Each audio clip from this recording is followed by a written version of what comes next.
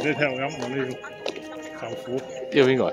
老婆咁快啊！你聽2倍啊！我聽1倍就死啦，聽1倍咯。喂，開聽啊！聽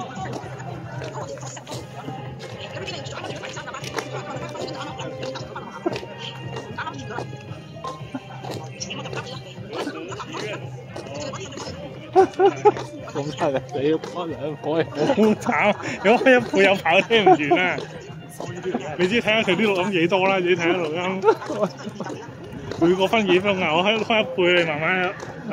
我小心後面小人未聽，因為都有錯車。佛仔嚟大佬，開1倍嘅我，你聽1倍有排聽，你行到街尾未聽？你幾未播完啦？個街尾佢咦點解佢好似有啲係1倍啦？因為佢咁啊，佢好似有啲漏口喎。諗緊嘢啩？而家冇啦，而家又。哦。唉，但係咧，我聽1倍，行到街尾都未完，我話俾你知。算啦，2倍。搞到我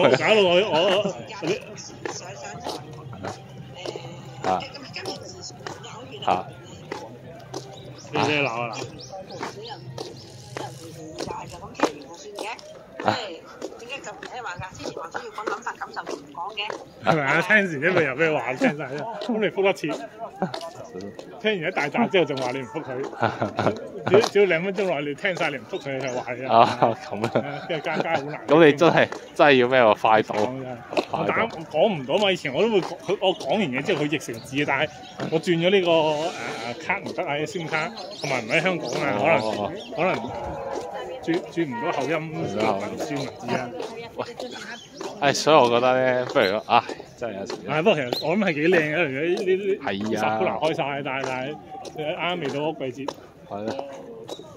唉，都係算啦，都有啲都算啦，算係咁啦，有幾樖唔錯啦。得，不過講真咧，哇，睇下啲，唔知係咪？唔係棒球啊！我見到手度揸手套嗰啲。啲日本中意啊！